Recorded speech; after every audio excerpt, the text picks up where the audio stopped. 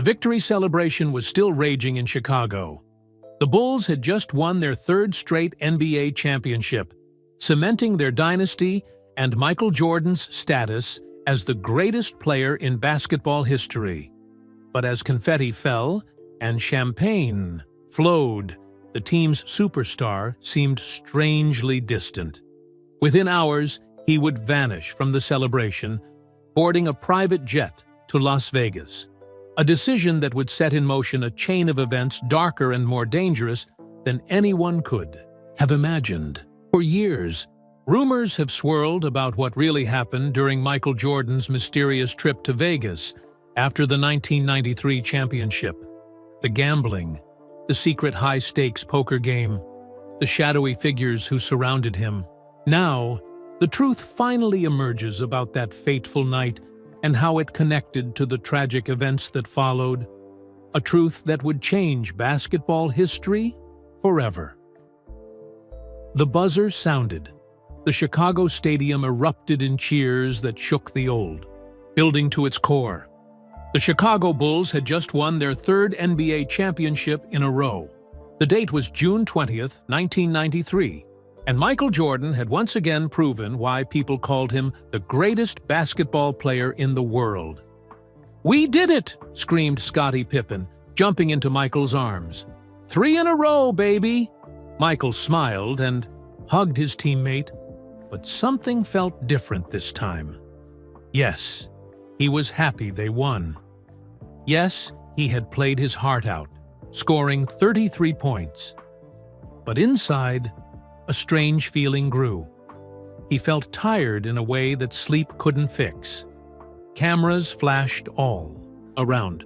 People pushed microphones in his face. Everyone wanted a piece of Michael Jordan on this special night. "How does it feel to win 3 championships in a row?" a reporter asked. "It feels great," Michael said with his famous smile. The team worked hard all year for this moment. Later that night, the Bulls gathered at Michael's restaurant on North LaSalle Street. The team had rented the whole place for their celebration.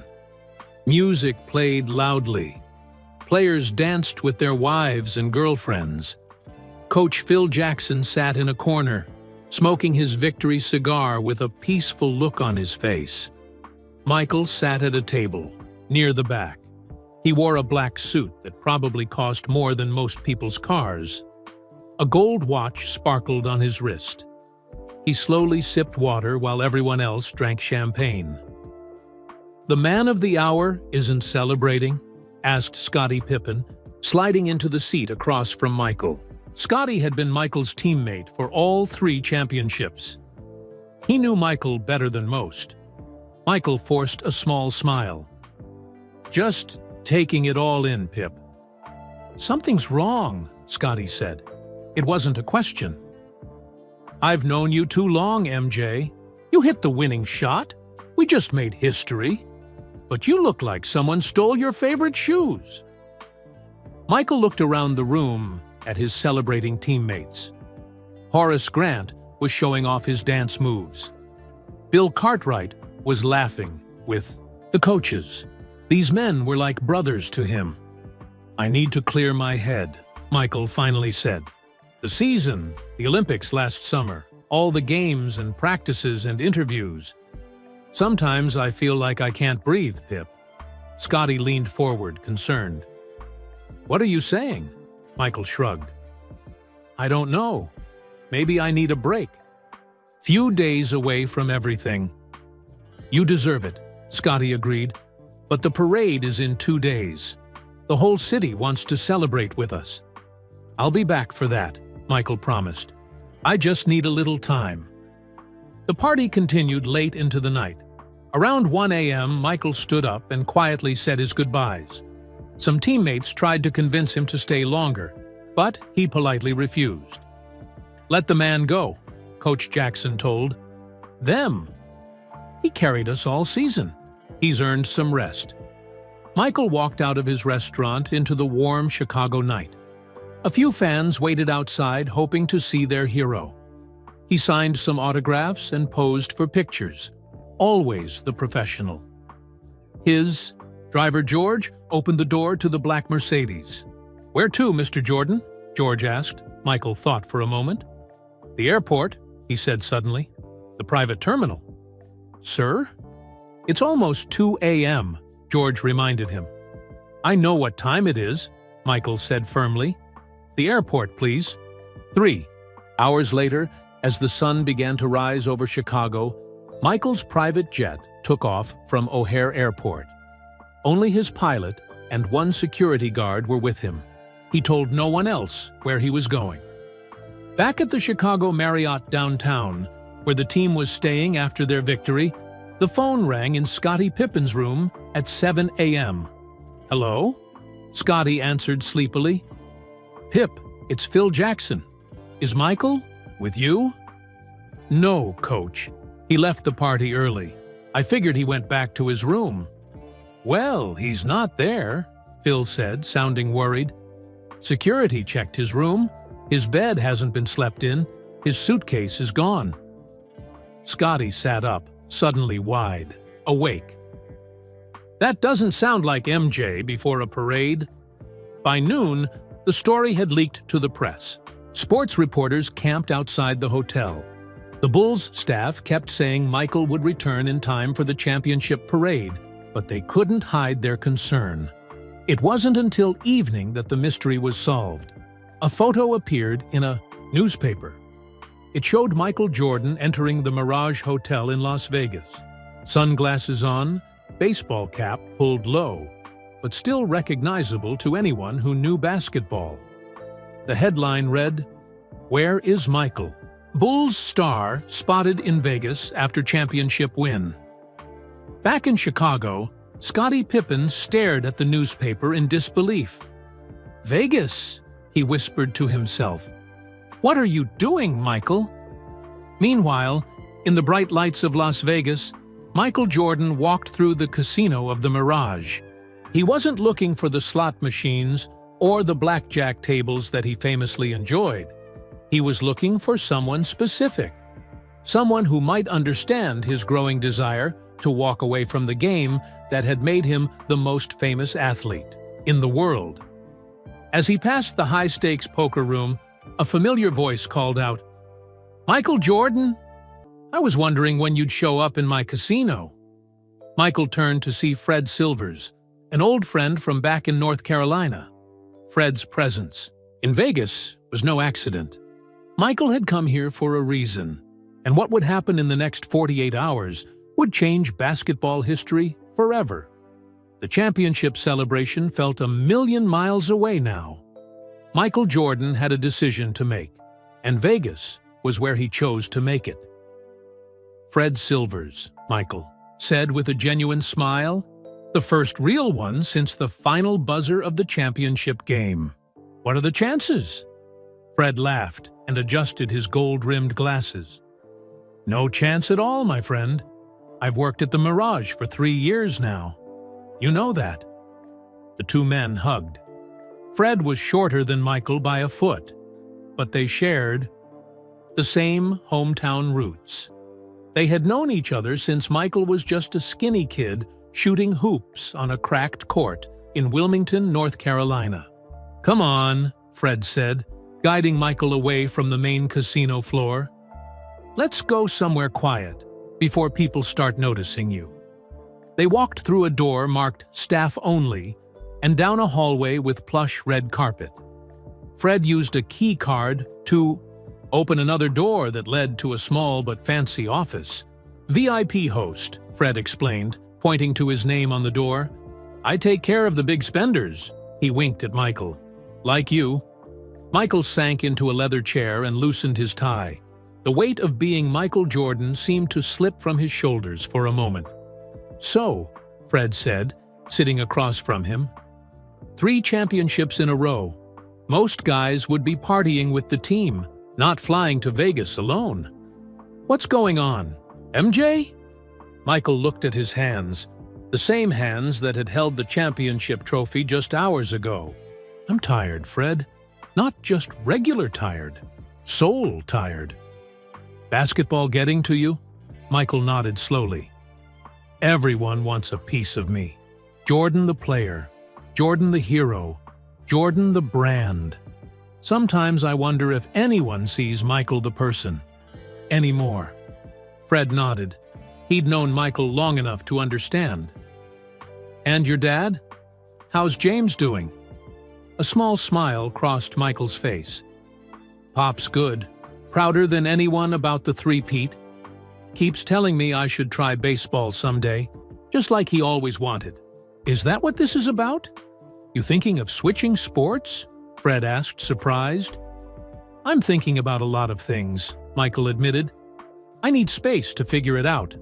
That's why I'm here. Fred leaned back in his chair, studying his famous friend. Well, the Mirage is the perfect place to disappear for a while. I can get you our best suite. Private elevator, room service. No one will bother you. Thanks, Fred. I appreciate that. Before Fred could respond, there was a knock at the door. Without waiting for an answer, a tall man with silver hair walked in. He wore an expensive suit and carried himself like someone used to giving orders. Fred, I was told you were hiding a very special guest in here, the man said, his eyes landing on Michael. Fred stood up quickly. Mr. Kelly, I was just about to call you. This is Michael Jordan, the man finished, extending his hand. Marcus, Kelly, I own this place. Michael stood and shook his hand. Nice to meet you, Mr. Kelly. Please, call me Marcus. Everyone does. He smiled, showing perfect white teeth. It's not every day we have the greatest basketball player in the world visit us right after winning a championship. Michael noticed that Marcus wore a championship watch similar to the ones the Bulls had received after their first title. You, a basketball fan? Marcus laughed. Fan? I played point guard for UCLA in the 70s. Not quite at your level, but I held my own. The three men talked basketball for a few minutes. Marcus knew his stuff, mentioning specific plays from the championship series that impressed even Michael. So, Marcus finally said, what brings the great Michael Jordan to my humble casino when he should be celebrating in Chicago? Michael and Fred exchanged glances. Just needed some time away, Michael said simply. Marcus nodded, seeming to understand. Perfectly. The spotlight gets hot, doesn't it? Even for someone who shines as bright as you. For some reason, Michael felt he could trust this man. Maybe it was their shared love of basketball. Maybe it was just that Marcus didn't seem impressed by his fame. I've been thinking about walking away, Michael said suddenly. Fred looked shocked, but Marcus didn't even blink. From basketball? Marcus asked. Michael nodded. I've done it all. 3 championships, MVP awards, Olympic gold medal. What's left to prove? Marcus considered this for a moment. Nothing to prove to others, perhaps. But what about to yourself? Before Michael could answer, Marcus checked his expensive watch. Listen, I'm hosting a private game tonight. High stakes, interesting people. No press, no fans, just cards, conversation, and discretion. Might help clear your head. He looked at Michael with understanding eyes. Sometimes the best way to make a big decision is to step away from it for a night. Michael normally didn't play cards with strangers, but something about Marcus made him curious. Plus, the idea of a night where no one wanted anything from him except his company at a poker table was appealing. What time? Michael asked. 10 o'clock. Fred can bring you up. Marcus handed Michael a gold card with nothing but the number 12 printed on it. Show this at the private elevator. After Marcus left, Fred stared at Michael. You're not really thinking of retiring, are you? You're at the top of your game. Michael gazed out the window at the bright Las Vegas Strip, lights flashing against the desert night. That might be the perfect time to walk away. Fred shook his head in disbelief. Well, if you're serious about this, just be careful tonight. Marcus Kelly's games aren't your typical friendly poker nights. These are serious. Players with serious money. "I can handle myself," Michael said confidently. "I know you can on the basketball court," Fred replied. "But this is different. These guys don't care about your jump shot or your championships. In that room, you're just another player with chips." Michael smiled. "That sounds perfect, actually."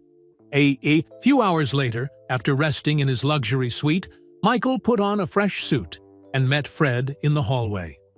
As they walked to the private elevator, Michael's phone rang. The caller ID showed Bull's office. Michael silenced the phone without answering. "They're probably wondering where you are," Fred said. "The parade is tomorrow." "I'll be there," Michael promised. "But tonight, I need this." The elevator opened, directly into a small, elegant lobby with a single door. A security guard checked Michael's gold card and nodded respectfully. "Mr. Kelly is expecting you, Mr. Jordan." As the door opened, Michael could hear the soft click of poker chips and quiet conversation. He stepped into a room that would change the course of his life forever. What Michael Jordan didn't know was that someone in that room had been waiting for him. Someone who had plans that had nothing to do with poker and everything to do with the future of basketball's greatest star. The private poker room at the Mirage was nothing like the noisy casino floor below.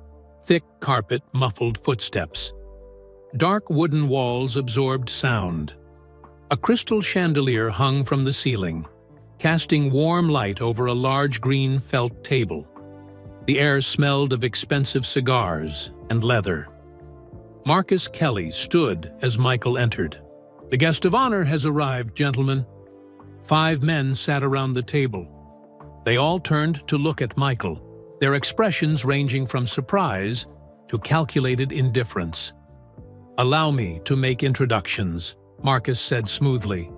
"Michael Jordan, I'm sure you need no introduction." A round of nods and murmurs followed.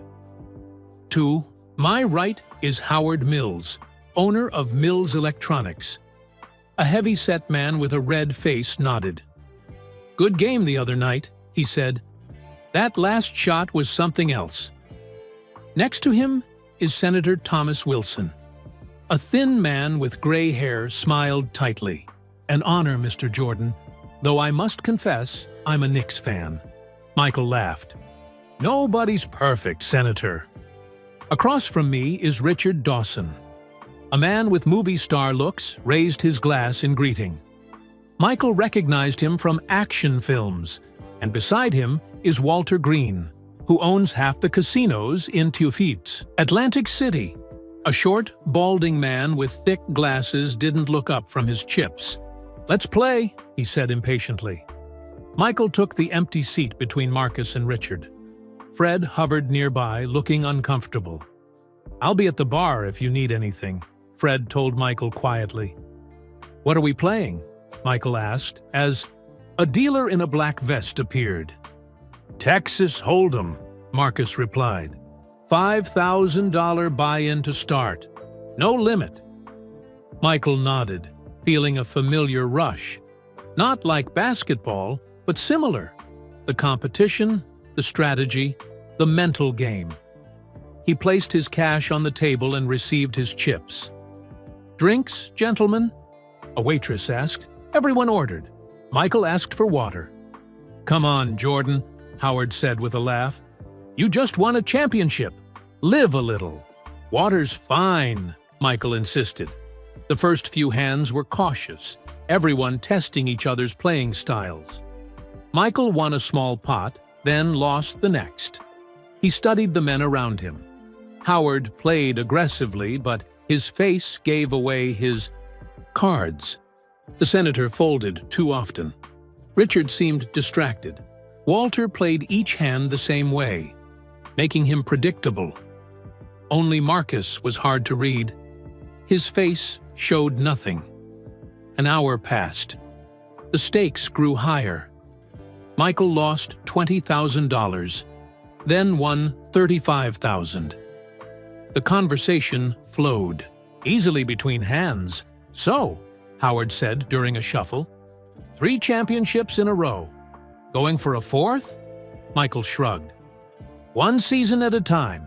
I heard rumors you might retire," the senator said casually. Michael's eyes narrowed. He hadn't told anyone except Fred about his thoughts. "Where'd you hear that?" The senator backtracked quickly. "Just gossip, I suppose. Sports talk shows speculating." "Retire?" Richard laughed. "At the top of your game. That would be career suicide." "Sometimes there are more important things than career," Michael said, studying his cards. "Like what?" Walter asked, speaking up for the first time in a while. "Family, peace of mind, new challenges." The men exchanged glances that Michael couldn't. Quite red. The conversation felt strange, like they knew something he didn't. Around midnight, the door opened and a new player entered. He was tall, almost as tall as Michael, with light brown skin and short black hair sprinkled with gray. He wore a perfectly tailored navy suit and moved with athletic grace. "Ah, Vincent," Marcus said, standing to greet him. "I wondered if you'd join us." "Sorry I'm late," the man said, his voice deep and smooth. "Business call ran long." "Michael, Jordan, meet Vincent Carter," Marcus said. Vincent owns several sports management companies and has an eye for talent. Vincent's handshake was firm as he met Michael's gaze. "The great Michael Jordan, an honor to finally meet you. I've been following your career since North Carolina." Something about Vincent made Michael uneasy. His smile seemed genuine, but his eyes were calculating, assessing. "You know my college days?" Michael asked. "Of course," Vincent replied, taking the empty seat directly across from Michael. "That shot against Georgetown in the '82 championship game? Legendary. I was there, actually. Freshman year." Michael relaxed slightly. A fellow UNC fan couldn't be all bad. But as the game continued, his uneasiness returned. Vincent played masterfully, winning hand after hand. More concerning, he seemed to know things about Michael that weren't common knowledge. "Your first car was a 1976 Grand Prix, right?" Vincent asked during one hand. "Green, if I remember correctly." Michael stared at him. "How would you know that?" Vincent shrugged. "I read it somewhere." Later, Vincent mentioned Michael's high school. Coach, Pop Herring, by name, something even most sports reporters didn't know. "You know a lot about me," Michael observed during a break. "I make it my business to know about exceptional people," Vincent replied. "And you, Mr. Jordan, are certainly exceptional." As the night wore on, the other players dropped out one by one. By 2 a.m., only Michael, Marcus, and Vincent remained. The stakes had risen dramatically. Michael was down over $100,000, but the amount didn't worry him. He had earned over $30 million in endorsements alone last year. What worried him was Vincent. The man kept watching him with those calculating eyes, like he was waiting for something. "You seem troubled, Michael," Vincent noted as the dealer shuffled. "Second thoughts about being here instead of Chicago?" "No," Michael said firmly. "I needed this break." "From basketball?" Vincent asked, his tone casual but his eyes intense. "From everything." Marcus cleared his throat. "Speaking of basketball, I've been meaning to ask you, Michael, these gambling rumors in the press, are they giving the NBA headaches?" Michael frowned. Several newspapers had recently published stories about his gambling habits. "The league knows I like to play. It's not a secret. It's my money and my business."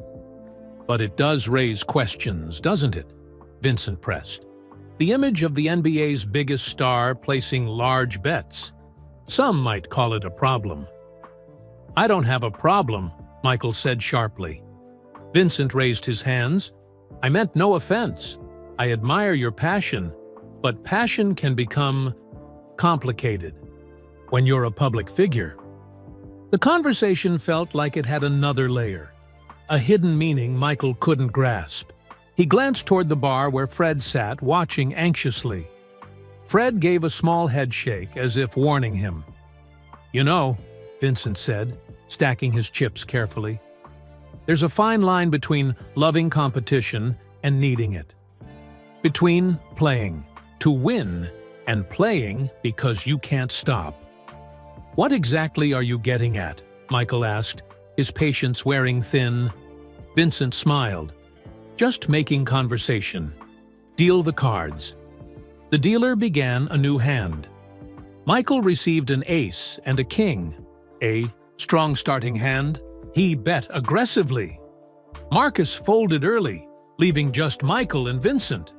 The community cards came: ace, 7, 3, jack, queen. Michael had a pair of aces with a king kicker. A strong hand. "All in," Vincent said suddenly, pushing his entire stack of chips forward. Michael hesitated. Vincent either had a better hand or was bluffing. Michael prided himself on reading people, on knowing when to take risks. He stared at Vincent, trying to see past the calm exterior. "I'll call," Michael said, pushing his chips in. Vincent turned over his cards. Ace, jack.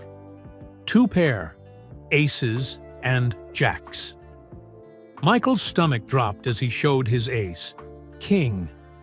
Vincent's hand was better.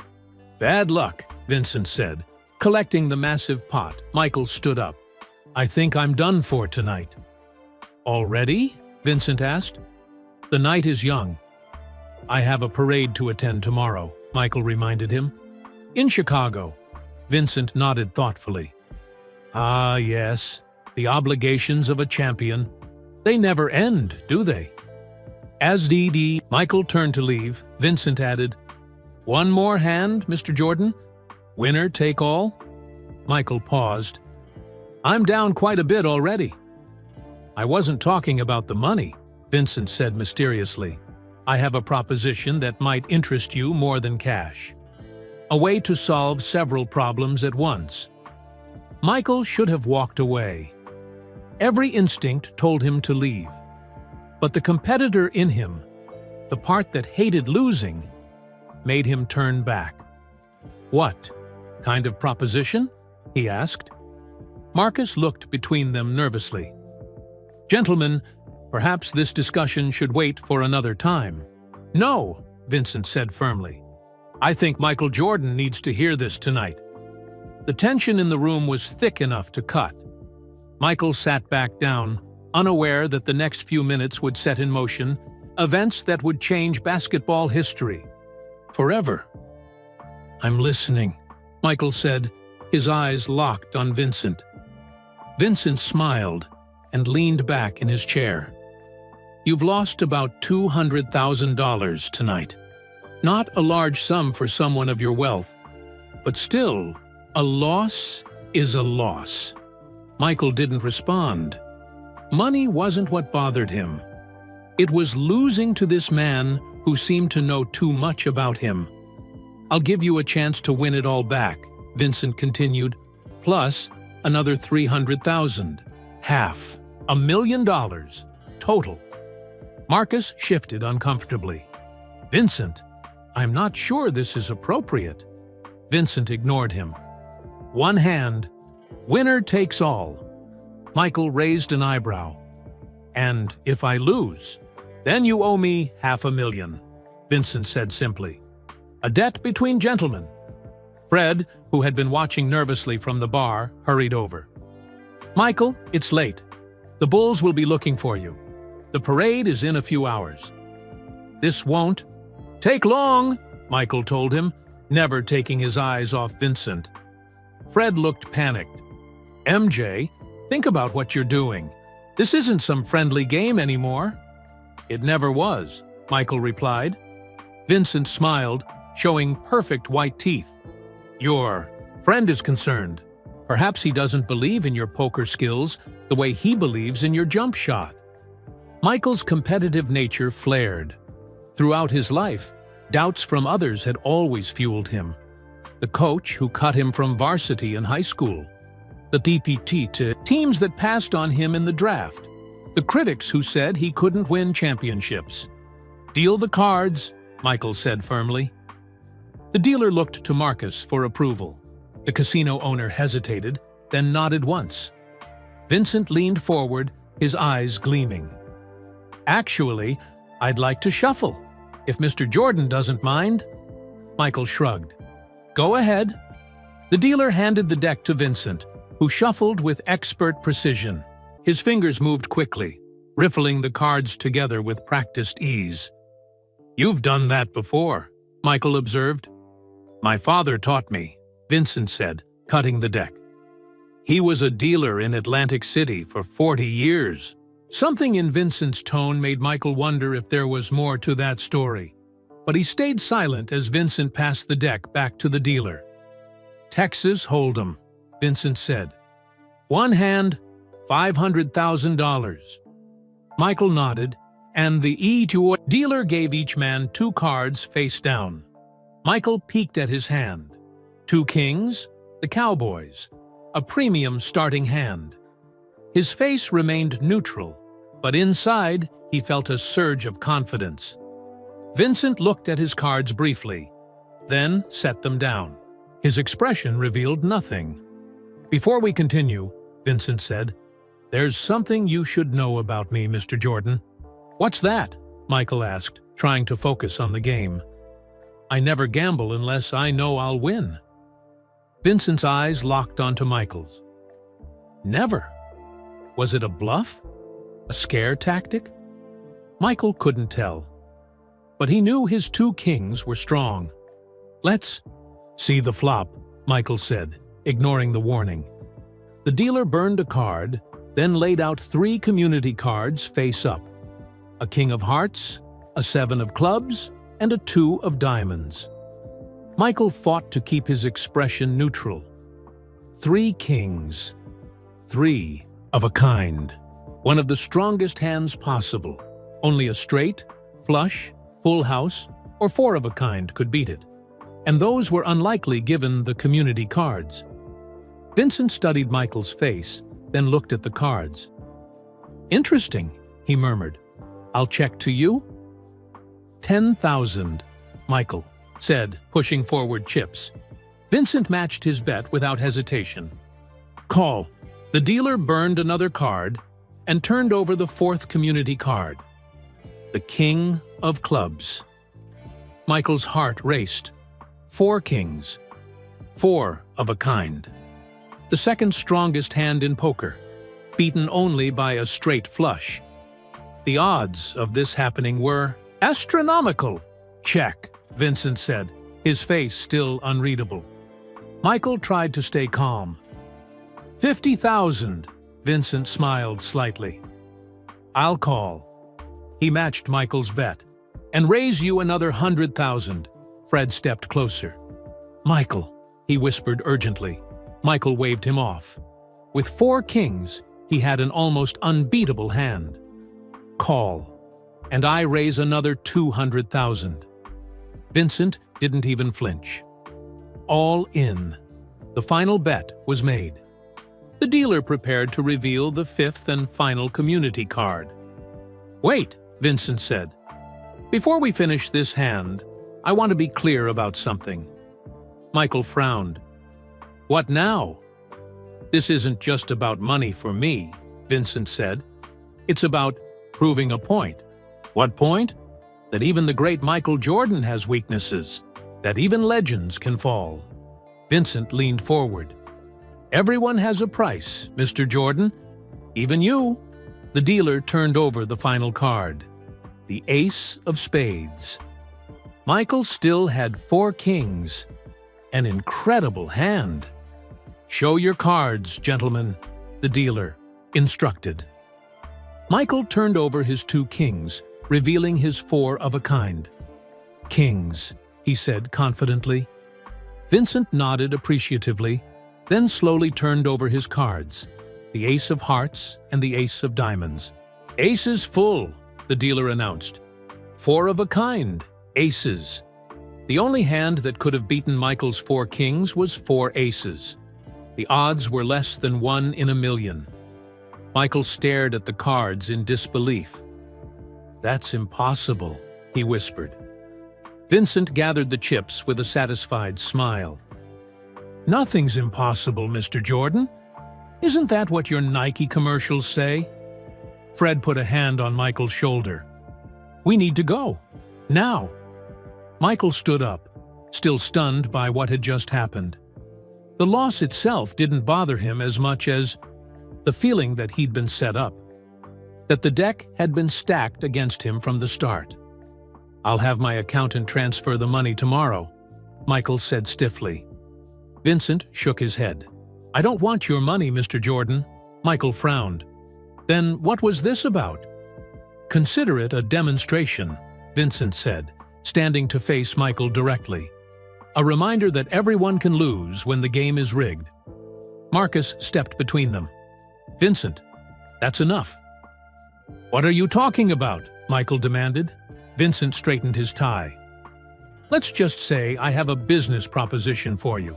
Something more valuable than money." "I'm not interested in any proposition from you," Michael said, turning to leave. "Not even if it involves Atlantic City?" Vincent called after him. "A special exhibition game. You against my team of street players. Winner takes the spotlight. Loser.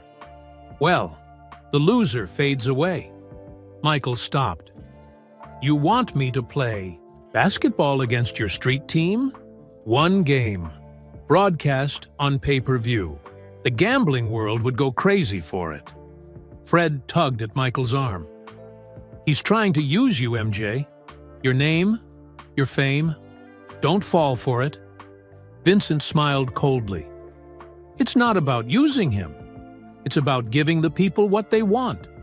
And what they want is to see if the legend is as good as they say. If he's worth betting on." Michael stepped closer to Vincent. "I don't play for gamblers. I play for championships." "Do you?" Vincent asked.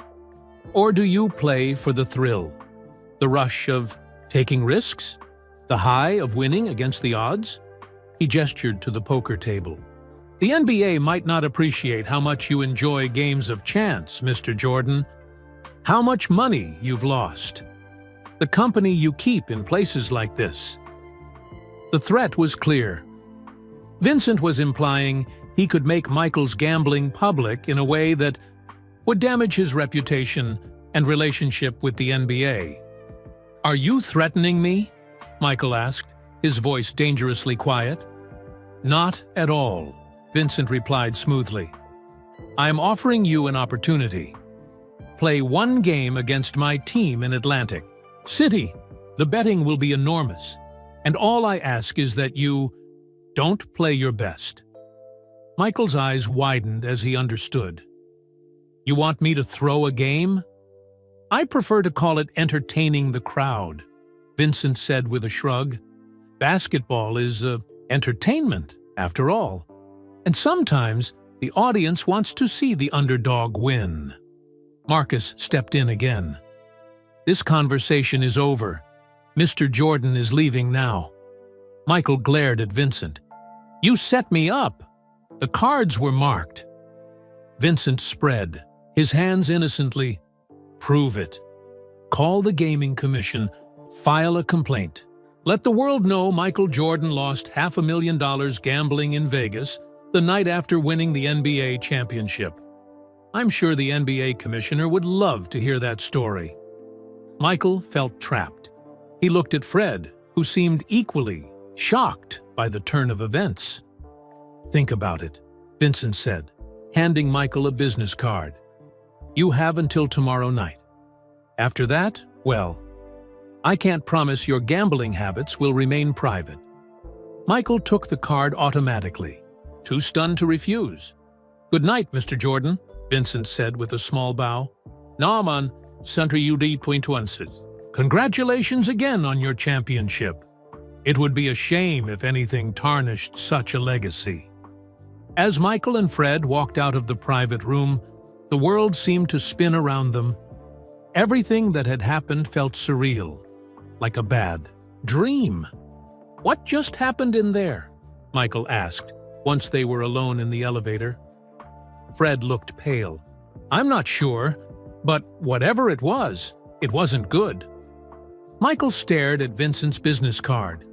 It was plain white with just a phone number printed in black. "He cheated," Michael said. "Had to have." "Probably," Fred agreed. "But he's right about one thing. If you make accusations, your gambling becomes the story. The Bulls, the NBA, your sponsors, they wouldn't like it." Michael leaned against the elevator wall and closed his eyes. The championship celebration in Chicago felt like it had happened a lifetime ago. "What are you going to do?" Fred asked quietly. Michael opened his eyes. His face hardened with determination. "I'm not throwing any game, ever. Not for him, not for anyone." What Michael didn't know was that refusing Vincent Carter's offer would set in motion a chain of events that would change not only his life, but the entire world of basketball. Back in his suite at the Mirage, Michael paced the floor. The sun was starting to rise over the Las Vegas Strip, painting the desert sky in shades of orange and pink. He had been up all night, and the championship parade in Chicago was just hours away. "I need to get back," he told Fred, who sat on the couch watching his friend with concern. "I've already called for your plane," Fred assured him. "It'll be ready in an hour." Michael stopped pacing and stared out the window. That guy, Vincent. Who is he really? Fred shook his head. "I don't know much. Marcus Kelly introduced him to the casino a few months ago. He plays big, always pays his debts. That's all the staff knows." "He knew things about me," Michael said quietly. "Personal things? Like what? My first car, my high school coach's name, things that aren't in magazines." Fred looked troubled. "That's weird, MJ. Real weird." Michael's phone rang. It was Scottie Pippen again, for the 5th time since midnight. This time, Michael answered. "Where are you, man?" Scottie demanded. "Everyone's looking for you. The parade starts in 4 hours."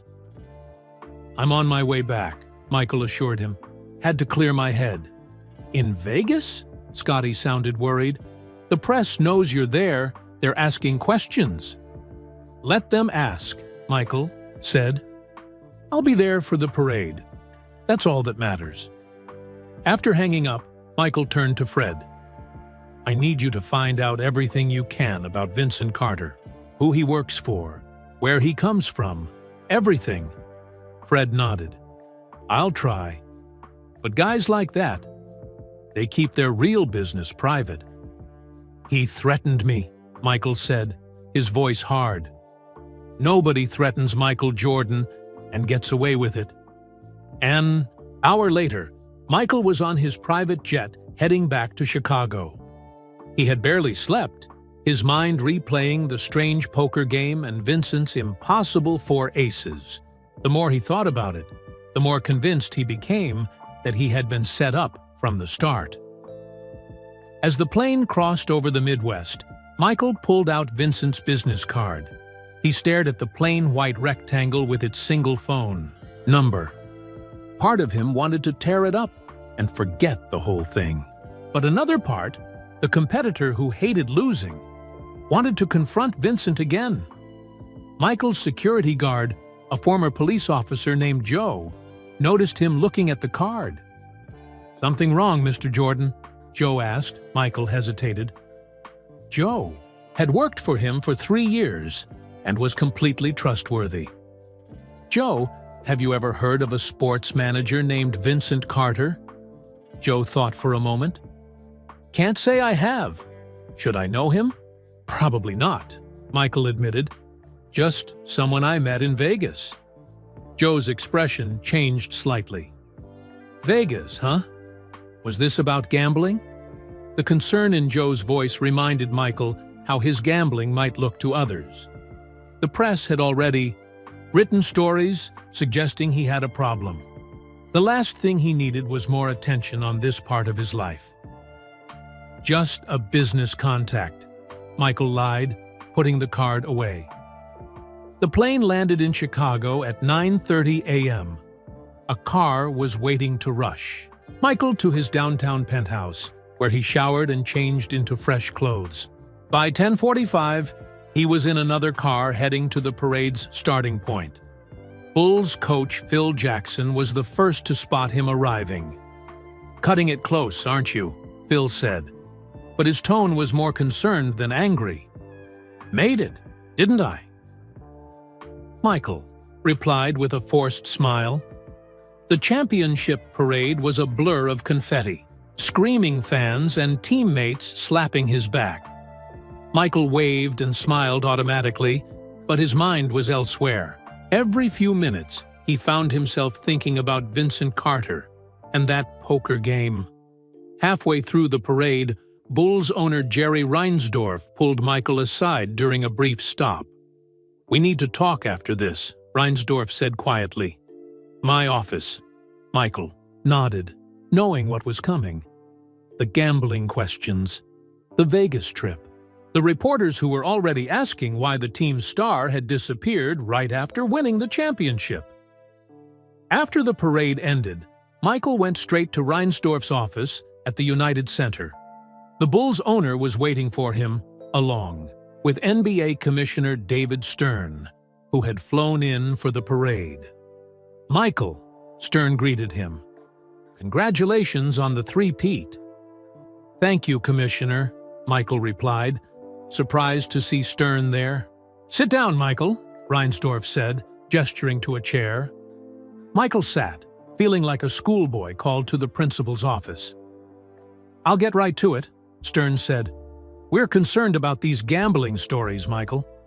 Especially this Vegas trip right after the finals." "It was just a quick getaway," Michael explained. "I needed some space." "To gamble?" Reinsdorf asked directly. Michael shifted in his chair. "I played some cards, yes. It's not illegal." "It's not about legality," Stern said, leaning forward. "It's about perception. The NBA's biggest star disappearing to Vegas right after winning a championship. It doesn't look good." "I don't care how it looks," Michael said, his frustration showing. "What I do with my free time is my business." "Not entirely," Stern countered. "Not when you're the face of the NBA. Not when children have your poster on their walls." Michael felt trapped again, just like he had in that poker room with Vincent. Everyone wanted to control him, to tell him what he could and couldn't do. "There are rumors," Reinsdorf said carefully, "about the amounts you're gambling. Michael, hundreds of thousands of dollars in a single night. If true, that would concern us." "As I said, it's my money," Michael insisted. Commissioner Stern cleared his throat. "Michael, let me be direct. The league is considering an investigation into your gambling activities." The words hit Michael like a punch to the gut. "An investigation? For what?" "To determine if your gambling creates any conflicts with your duties as a player," Stern explained. "To ensure the integrity of the game is not compromised." Suddenly, Vincent Carter's threat made more sense. He had known this was coming, known that Michael's gambling was already on the NBA's radar. "I have never bet on basketball," Michael said firmly. "Never." "We believe you," Reinsdorf assured him. "But we need to protect the league and the Bulls brand." Michael stood up. "So, what are you saying? That I can't play cards on my own time with my own money?" "We're saying you need to be more discreet," Stern replied, "and perhaps consider if this level of gambling is healthy." Michael felt his anger rising. "Now you're questioning my health? My choices?" "Michael, please." Reinsdorf tried to calm him. We're on your side here." But Michael didn't feel like they were on his side. He felt cornered, judged, controlled. "I need some air," he said, walking toward the door. "Michael," Stern called after him. "This isn't going away. We need to address it." Michael paused at the door. "I'll think about it," he said without turning around. As he walked through the United Center, a building where fans cheered his name like a god, Michael Jordan felt more alone than ever. The freedom he craved seemed further away, not closer. Outside, reporters spotted him and shouted questions. "Michael, did you lose money in Vegas?" "Jordan, is the NBA investigating your gambling?" "Michael, are the rumors true about betting on your own games?" Michael pushed past them without answering and climbed into his car. As his driver pulled away, he took out Vincent Carter's business card again. For a moment, his finger hovered over the dial button on his phone. What if he called Vincent and told him he'd consider the exhibition game? Not to throw it, of course, but to play and win fairly. Would that satisfy Vincent? Would it make these gambling stories go away? Instead, Michael put the card away again. No, he wouldn't give in to threats. He wouldn't compromise his integrity. There had to be another way. When Michael arrived home, his father, James Jordan, was waiting for him. The sight of his father's familiar face brought the first real smile to Michael's lips since the championship game. "Tough day, son?" James asked, embracing Michael. "You could say that, Pop," Michael sighed. They sat in Michael's living room overlooking Lake Michigan. Michael told his father everything: the Vegas trip, the strange poker game, Vincent Carter's offer, and the meeting with Stern and Reinsdorf. James Jordan listened carefully, his weathered face showing concern. When Michael finished, James was quiet for a long time. "What do you think I should do, Pop?" Michael finally asked. James looked his son in the eye. "You know what I think about gambling, Mike. I've never liked it. But that's not the real issue here." "What is?" "The issue is whether basketball still makes you happy," James said simply. "Whether it's worth all this." Michael stared out the window at the Chicago skyline. "I don't know anymore, Pop. I really don't." "Then maybe it's time for a break," James T.T.'s suggested gently. "You've won 3 championships in a row. You've been the best. Maybe it's time to try something else for a while." "Like what?" Michael asked. James smiled. "Well, you know, I've always thought you could play baseball." The mention of baseball sparked something in Michael's mind. A new challenge, a different world, away from the pressures of being basketball's greatest star, away from Vincent Carter and gambling controversies. "You really think I could do it?" Michael asked. "Son, you can do anything you set your mind to," James said confidently. "You've proven that." For the first time since leaving Las Vegas, Michael felt a weight lifting from his shoulders. A way forward was beginning to take shape in his mind. What he didn't know was that Vincent Carter was already making his next move, and that the stakes were about to get much higher than a poker game or an exhibition basketball match. 2 days after the championship parade, Michael found himself back in Las Vegas. He told no one where he was going. Not his teammates, not his coaches, not even his father. Only Joe, his security guard, accompanied him on the private jet. "Are you sure about this, Mr. Jordan?" Joe asked, as they approached the Mirage Hotel after midnight. "After everything that happened last time." "I need answers," Michael said firmly. "And I'm not leaving until I get them." The Mirage was still busy, even at 2 a.m. Tourists played slot machines, dealers shuffled cards. No one seemed to notice the most famous basketball player in the world walking through the casino in jeans, a baseball cap, and sunglasses. Michael headed straight for the high-stakes poker room, hoping to find Marcus Kelly or Fred Silvers. Instead, He found an empty table and a different manager on duty. "I'm looking for Fred Silvers," Michael told the manager. "Mr. Silvers isn't working tonight," the man replied. "What about Marcus Kelly?" The manager looked uncomfortable. "Mr. Kelly isn't available either."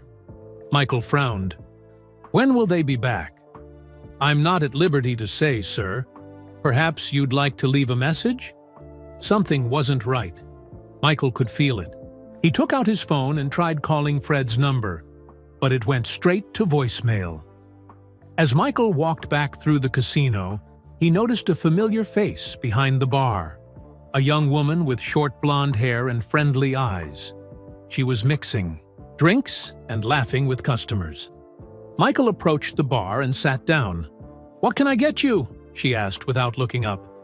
"Just water," Michael replied. The bartender glanced up, ready to serve the water. Her eyes widened with recognition. "Oh my God," she whispered. "You're Michael Jordan." Michael smiled slightly. "And you are?" "Sarah," she said. "Sarah Miller." She quickly poured his water.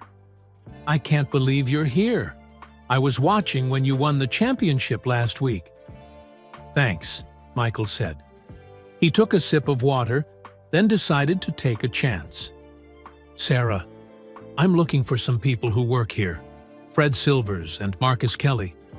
Do you know them?" Sarah's smile faltered. "Mr. Kelly is the owner. Everyone knows him. And Fred?" She hesitated. "Fred called in sick yesterday. Hasn't been in since." "That's strange," Michael said. "Fred seemed fine when I saw him a few days ago." Sarah leaned closer.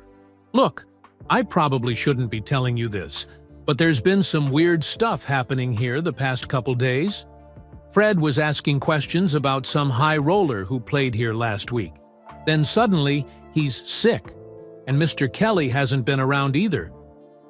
"This high roller," Michael said carefully. "Was his name Vincent Carter?" Sarah's eyes widened. "How did you know?" "I played cards with him," Michael explained. "I need to find him. It's important." Sarah glanced around to make sure no one was listening.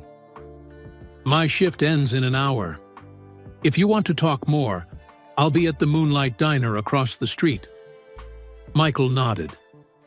"I'll be there." For the next hour, Michael wandered through the Mirage, keeping a low profile. He went back to the poker room, asked around about Vincent Carter, but no one seemed to know him, or they weren't talking. At 3 a.m., Michael slipped out of the casino and crossed Las Vegas Boulevard to the Moonlight Diner. It was a small 24-hour place with neon signs and red vinyl booths. Only a few customers sat inside, drinking coffee and eating late-night pancakes. Sarah arrived 15 minutes later, having changed out of her bartender uniform into jeans and a t-shirt. "Thanks for coming," Michael said, as she slid into the booth across from him. "I shouldn't be talking to you about this," Sarah admitted, "but something doesn't feel right, and, well, you're Michael Jordan. If you're worried about something, it must be serious." A waitress came by, and they both ordered coffee. "Tell me what you know about Vincent Carter," Michael said once the waitress had gone. Sarah took a deep breath. "Not much. He started coming to the Mirage about 2 months ago. Always played in the private room with Mr. Kelly. Always left with more money than he came with. Is he a professional gambler?" "I don't think so," Sarah said. "He never gets excited or angry when he wins or loses. It's like the money doesn't matter to him." "What does matter to him?" Michael asked. Sarah thought for a moment. "Connections. He's always talking to important people. Athletes, businessmen, politicians. Fred said Vincent was more interested in collecting people than collecting money." Their coffee arrived, and they sipped in silence for a moment. "Fred was worried about you," Sarah suddenly said. "After you left last time. He kept saying MJ's in trouble and doesn't even know it." "What kind of trouble?" Sarah shook her head. "He wouldn't say." But the next day, he started asking questions. About Vincent, where he came from, who he worked for. Then, he disappeared. Michael felt a chill despite the warm Nevada night. And Marcus Kelly? Gone, too, Sarah confirmed. His secretary says he's on vacation, but he never goes away during high season. Michael stared into his coffee cup. None of this made sense. A mysterious gambler who knew too much about him. A casino owner and manager disappearing right after he met them. And all of it somehow connected to his gambling habit that the NBA was now concerned about. "Why are you telling me all this?" Michael asked. "You don't know me. You're risking your job." Sarah looked embarrassed. "My brother Tommy is your biggest fan. He's 14 and has posters of you all over his room. He believes you're not just a great player, but a good person." She paused, then continued, "When I saw how worried Fred was about you, and then he disappeared, I figured Tommy wouldn't want me to stay quiet." Michael smiled. Sarah reminded him of why he played basketball, for fans like Tommy who looked up to him, who believed in him. "Thank you," he said sincerely. "Your brother sounds like a good kid." They talked until sunrise. Sarah told Michael everything she knew about Vincent, which wasn't much. Vincent always wore expensive suits. He spoke with a slight accent she couldn't place. He never gambled on weekends. As the diner filled with early morning customers, Michael realized they'd been talking for hours. "I should go," he said, leaving money for their coffee. "But thank you, Sarah. You've been more helpful than you know." Sarah looked at him with concern. "Be careful, Mr. Jordan. Vincent Carter isn't someone to mess with." "Call me Michael," he said with a smile, "and I can take care of myself." Michael started to leave, then turned back. "One more thing. Do you have a pen?" Sarah gave him a pen from her purse. Michael wrote his private number on a napkin. "If Fred comes back, or if you hear anything about Vincent, call me anytime." Sarah nodded, carefully folding the napkin into her pocket. Outside, the Las Vegas Strip looked different in the morning light. Less magical, more real. Michael's phone showed 7 missed calls, 3 from his agent, 2 from Bulls management, 1 from Scottie Pippen, and 1 from his father. He called his father first. "Michael," James Jordan answered immediately. "Where are you, son? Everyone's looking for you." "I needed to handle something, Pop," Michael explained vaguely. "I'm fine." "The team called me," James said. "There's a meeting scheduled with Commissioner Stern tomorrow about the gambling investigation. They need you there." Michael closed his eyes. He'd almost forgotten about the NBA's concerns in his quest to find Vincent. "I'll be there," he promised. "I'm heading to the airport now." After hanging up, Michael stared at Vincent's business card again. He still hadn't called the number. Maybe it was time. But before he could dial, his phone rang with an unknown caller. "Hello?" Michael answered. "Mr. Jordan," a familiar voice said. "I was wondering when you'd return to Vegas." Michael's grip tightened on the phone. "Vincent, I hear you've been asking questions about me," Vincent said calmly. "That's not necessary. If you wanted to talk, you could have just called." "How did you get this number?" Michael demanded. "How do you know I'm in Vegas?" Vincent chuckled. "Let's just say I have resources, like the security cameras at the Mirage that showed you arriving last night, or the waitress at the Moonlight Diner who texted her friend about serving Michael Jordan breakfast." Michael looked around, suddenly feeling exposed on the busy street. "What do you want from me?" Michael asked directly. "The same thing I wanted 3 days ago," Vincent replied. "One exhibition game in Atlantic City. You against my players. The gambling world would go crazy for it. And I'm supposed to lose on purpose," Michael added bitterly. "Not necessarily," Vincent said, surprising Michael. "I just want you to play. The betting will be astronomical either way. Win or lose, I make money." Michael frowned, confused. Then, "Why threaten me? Why the poker game set up?" "To get your attention," Vincent explained. "To show you that your gambling could become a problem for your career.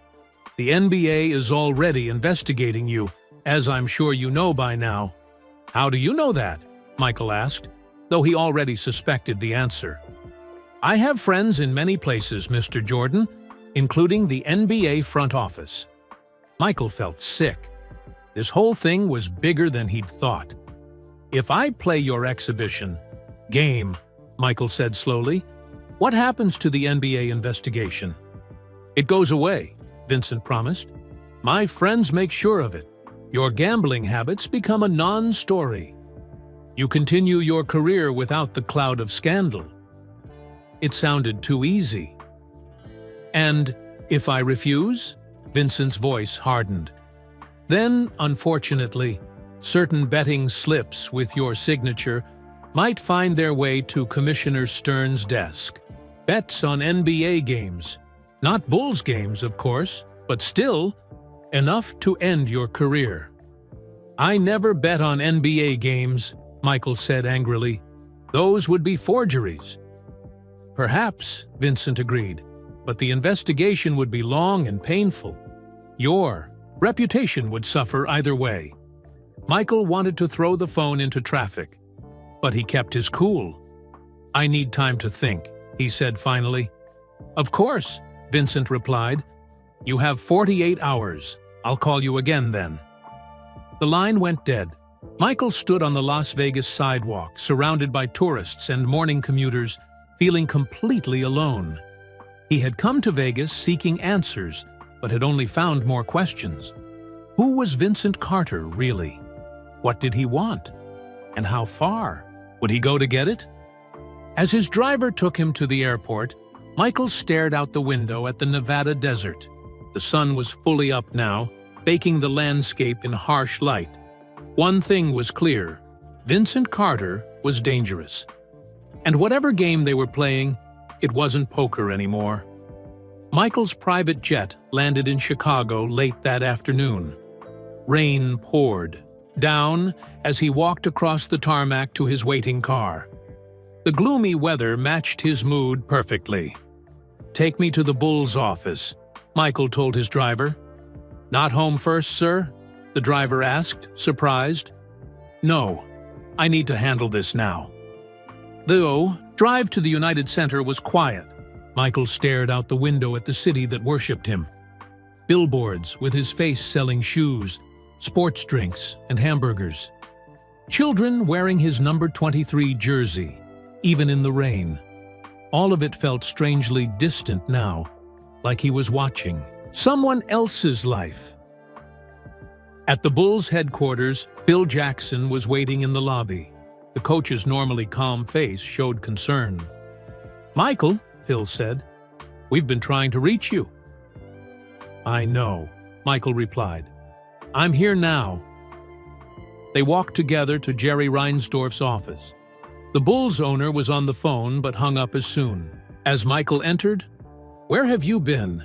Reinsdorf asked, not hiding his frustration. "I needed to clear my head," Michael said. It was becoming his standard answer. "Well, I hope it's clear now," Reinsdorf said, "because we have a serious situation. Commissioner Stern is coming tomorrow. The gambling investigation is moving forward." Michael sat down heavily. "I know." Phil and Reinsdorf exchanged concerned glances. "You know?" Phil asked. "How?" Michael considered telling them everything. About Vincent Carter, the rigged poker game, the threats. But something held him back. If Vincent truly had connections in the NBA, who could he trust? "Just a feeling," Michael said instead. "The timing makes sense." Reinsdorf leaned forward. "Michael, we need to know everything before Stern gets here. Any gambling debts we don't know about? Any bets that might look bad?" I've never bet on basketball, Michael insisted. Never. What about other sports? Phil asked gently. Baseball? Golf? Michael hesitated. He had bet on golf, a lot. And yes, some baseball too. Some friendly wagers, he admitted. Nothing serious. How friendly? Reinsdorf pressed. We're talking dollar amounts, Michael. Before Michael could answer, his phone rang. The screen showed unknown caller. His first thought was Vincent again. But when he answered, it was Fred Silvers' voice on the line. MJ, Fred whispered. It's me. Fred? Michael said, surprised. Where are you? I was looking for you in Vegas. I can't talk long, Fred said, his voice shaky. They're watching me. Who's watching you? Vincent's people. They're everywhere.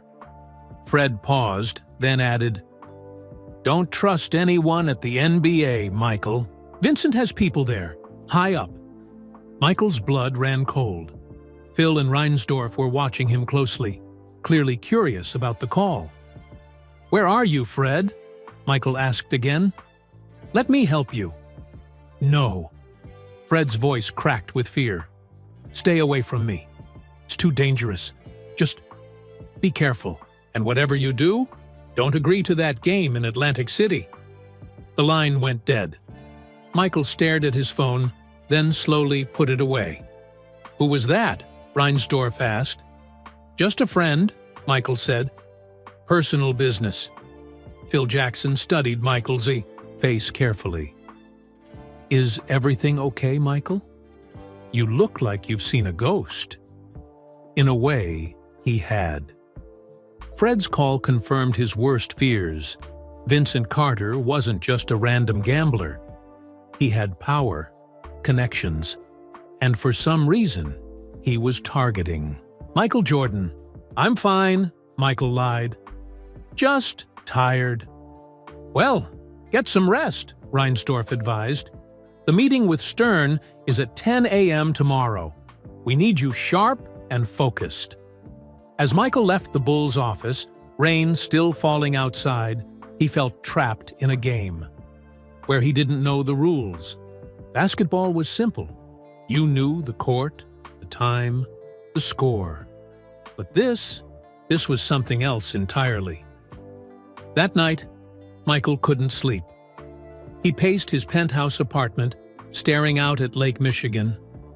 Around midnight, he picked up his phone and dialed the number on Vincent's business card. It rang 3 times before Vincent answered. Mr. Jordan, I didn't expect to hear from you so soon. I want to meet, Michael said firmly. Face to face, no more phone calls, no more games. Vincent was quiet for a moment. That can be arranged. Where and when? Tomorrow night. Chicago. I'll text you the location. Very well, Vincent agreed. Though I should warn you, if you're planning something foolish, it won't end well. Just be there, Michael said before hanging up. The next morning, Michael arrived at the Bulls' office for the meeting with Commissioner Stern. He wore a dark suit and kept his sunglasses on, even indoors. He hadn't slept at all. Stern was already there with 2 NBA lawyers. Reinsdorf and Phil Jackson sat on one side of the conference table, leaving Michael to sit alone on the other side. It felt like a trial. Michael, Stern began, thank you for coming. I want to be clear, this is not an official investigation yet. We're simply gathering information. Michael nodded, but said nothing. We've received reports about your gambling activities, Stern continued. Specifically, large sums lost in Atlantic City and Las Vegas. My personal life is my business, Michael said flatly. Not entirely, one of the lawyers interjected. The NBA has moral clauses in all player contracts. Excessive gambling could violate those clauses. Michael glanced at the lawyer. He was a thin man with gray hair and cold eyes. Something about him seemed familiar, though Michael couldn't place it. "Have you ever bet on NBA games, Michael?" Stern asked directly. "No," Michael said firmly. "Never. What about through intermediaries, friends who placed bets for you?" "No," Michael repeated. The gray-haired lawyer slid a folder across the table. "We have statements from casino employees that suggest otherwise." Michael opened the folder. Inside were written statements from people claiming they had seen Michael place bets on NBA games through friends. One statement was from a casino host at the Mirage, Las Vegas. Michael's jaw tightened. This was Vincent's work. The statements were lies, but they looked official. "These are false," Michael said, closing the folder. "Are they?" the lawyer pressed. "We have multiple sources," Phil Jackson spoke up. "Commissioner, Michael has earned the right to be taken at his word. His character isn't in question here." "Everyone's character is in question when it comes to gambling and sports," Stern replied. "The integrity of the game is paramount." The meeting continued for 2 hours. The same questions, asked different ways. The same accusations, thinly veiled as concerns. Through it all, Michael maintained his innocence, but he could tell that the damage was being done. As the meeting ended, Stern pulled Michael aside while the others left the room. "Michael," Stern said quietly, "I've always respected you. You've done wonders for this league, but I need to protect the NBA. If there's anything you want to tell me, anything at all, now's the time." Michael looked into Stern's eyes, searching for signs that the commissioner might be one of Vincent's people in the NBA. But Stern's concern seemed genuine. "I've never bet on basketball," Michael said one more time, "but someone is trying to make it look like I did." Stern frowned. "What do you mean? Who would do that?" Michael almost told him everything then. About Vincent, the poker game, the threats. But Fred's warning rang in his ears. "Don't trust anyone at the NBA." "I don't know yet," Michael said instead, "but I'm going to find out." After leaving the meeting, Michael went straight to his father's house in the Chicago suburbs. James Jordan was working in his garage when Michael arrived. "How'd it go with Stern?" James asked, wiping grease from his hands. "Not good," Michael admitted. "Someone's setting me up, Pop." James listened as Michael finally told someone the whole story. The poker game, Vincent Carter, the impossible 4 aces, the threats, Fred's warning call. When Michael finished, James sat heavily on his workbench. "This is serious, son. More serious than I thought." "I'm meeting Vincent tonight," Michael said. "I need to end this." James shook his head firmly. "No, that's too dangerous. If this man is as connected as you think, meeting him alone is asking for trouble." "What choice do I have?" Michael asked, frustrated.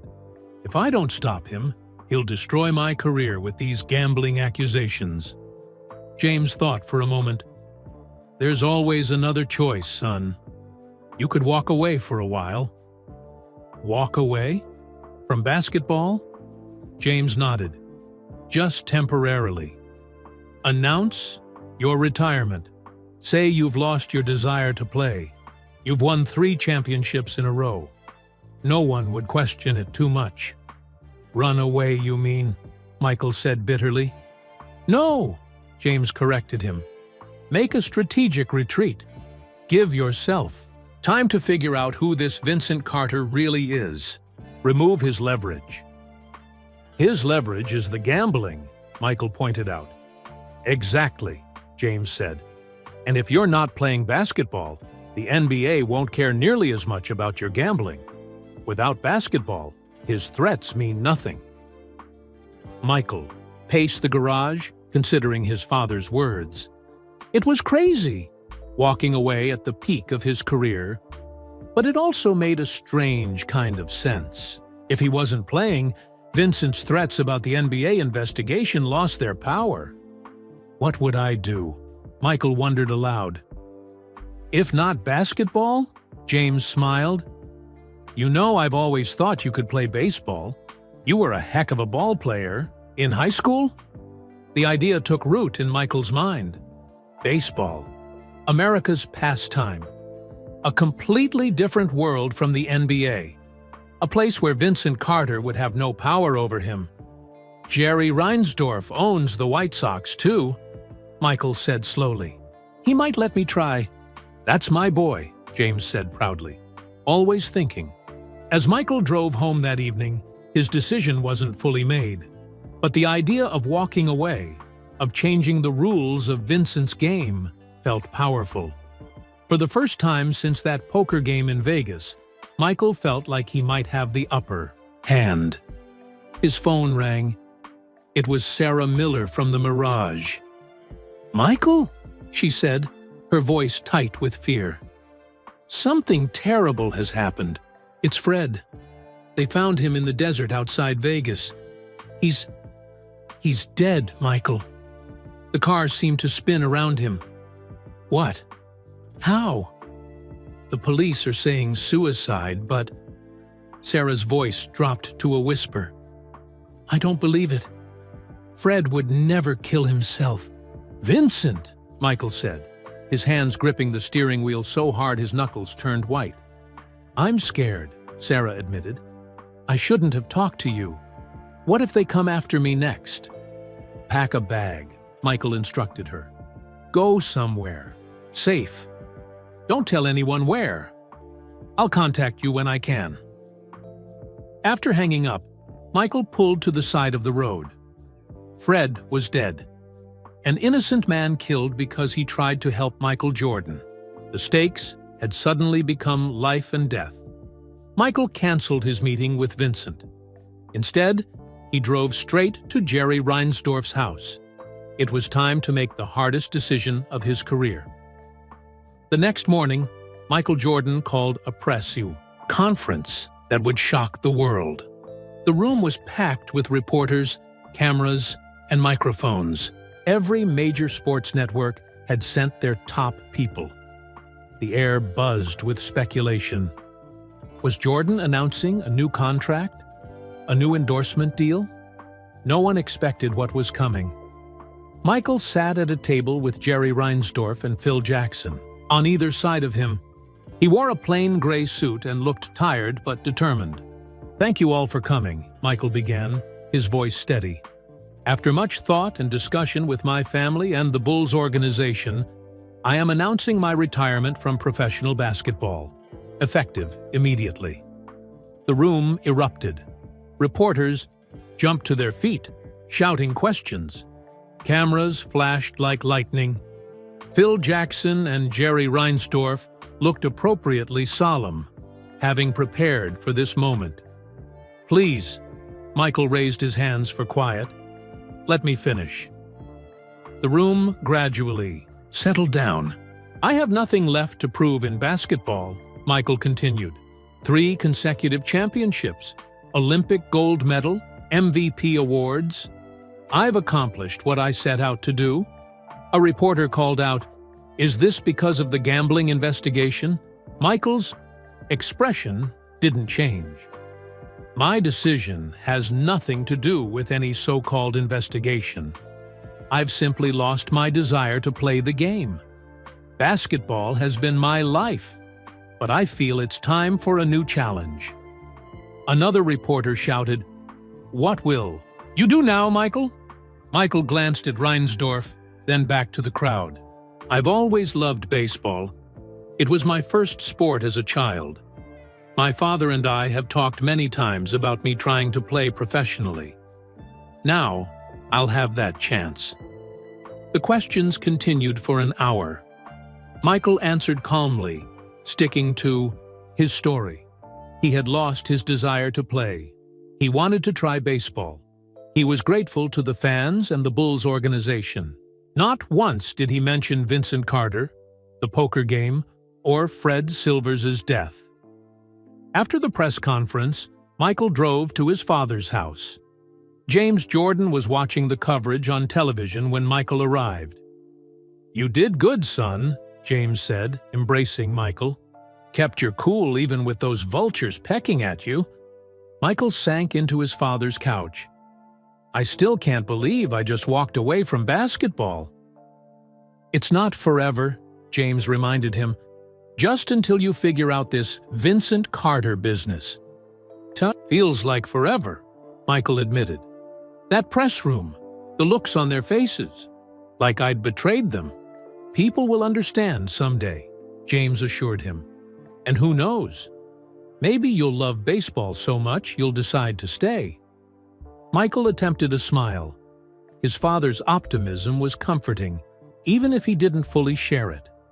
For the next week, Michael's retirement was the biggest sports story in the world. Theories spread like wildfire. Some believed the gambling rumors. Others thought he was burned out. A few speculated about secret injuries. No one guessed the truth, that Michael Jordan, the most competitive man in sports, had walked away to protect himself from an unseen threat. Through it all, Vincent Carter remained silent. No phone calls, no threats. Michael began to hope that his plan had worked, that by removing himself from basketball, he had taken away Vincent's power over him. Then, exactly 1 week after the retirement announcement, Michael received a text from Sarah Miller. "They're watching me. Need help." Michael immediately called her, but there was no answer. He left a message asking where she was, then tried again every hour. Nothing. Worried, Michael called the Mirage in Las Vegas and asked for Sarah Miller. The manager who answered told him Sarah hadn't shown up for her last 3 shifts and wasn't answering her phone. Michael paced his apartment, debating what to do. Should he fly to Vegas to look for Sarah? Call the police? What if Vincent had gotten to her too? His phone rang. Unknown number. "Hello?" Michael answered cautiously. "Retirement, Mr. Jordan?" Vincent Carter's smooth voice came through the speaker. "A clever move. I didn't see it coming." Michael's hand tightened around the phone. "What have you done with Sarah Miller?" "Miss Miller? The bartender? I have no idea what you're talking about." "Don't lie to me," Michael said angrily. "She texted that she was in trouble, and now she's missing." Vincent sighed.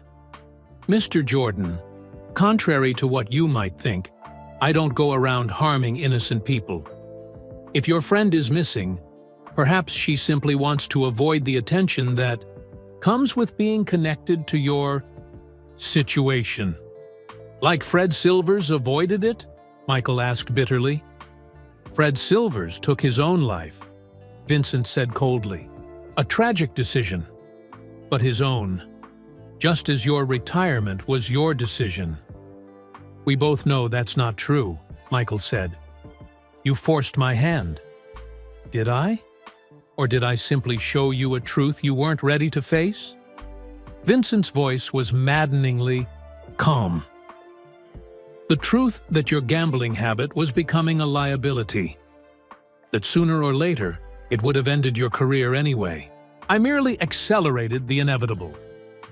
"What do you want from me?" Michael demanded. "I'm out of basketball. Your threats don't work anymore." Vincent laughed softly. Michael, you think this was about basketball? This was never about the game. It was about power. Your power, specifically. The most influential athlete in the world. Imagine what someone could do with that influence if properly directed." "I'm not doing anything for you," Michael said firmly. "We'll see," Vincent replied. "People change their minds when the stakes get high enough." "Speaking of stakes, how is your father doing?" "James, isn't it? Still working on that new deck for his house in Wilmington?" Michael froze. "How do you know about that?" "I know many things, Mr. Jordan. Just as I knew you'd be at the Mirage that night. Just as I knew which cards to deal you." Vincent paused. "Your father seems like a good man." It would be a shame if something happened to him. If you go near my father, Michael began, his voice shaking with rage. You'll what? Vincent interrupted. Call the police? Tell them some mysterious gambler is threatening you? With what evidence? The world thinks you retired to play baseball, remember? Michael had never felt so helpless. Not on a basketball court, not even at that poker table. Just leave my family alone, Michael said, his voice quieter now. Please, they have nothing to do with this. That depends on you, Vincent said. I still want that exhibition game in Atlantic City. You against my players. Think about it. The line went dead before Michael could respond. Immediately, Michael called his father. No answer. He tried his mother's number, his sister's, his brother's. No one picked up. Panic rising, Michael called Joe, his security guard. Joe, I need you. To go to my parents' house right now. Check if they're safe. Mr. Jordan, what's wrong? Joe asked, confused. Just do it, Michael shouted. And keep trying to call them on the way. The next hour was the longest of Michael's life. He paced his apartment, trying his family's numbers every few minutes. Each unanswered call increased his fear. Finally, Joe called back. Mr. Jordan, I'm at your parents' house, Joe said. There's no one home. The door was unlocked, which is strange. And their car is gone. Any signs of trouble? Michael asked, dreading the answer. No, Joe reassured him, but it looks like they left in a hurry. There's food on the table, half eaten. TV's still on. Michael hung up and immediately called his sister, Deloy. Michael? She answered on the first ring. Have you heard from Mom and Dad? I've been trying to reach them all day. No, Michael said, his fear growing. When did you last talk to them? Last night, Deloy said. Dad was excited about finishing his deck this weekend. Michael tried to stay calm.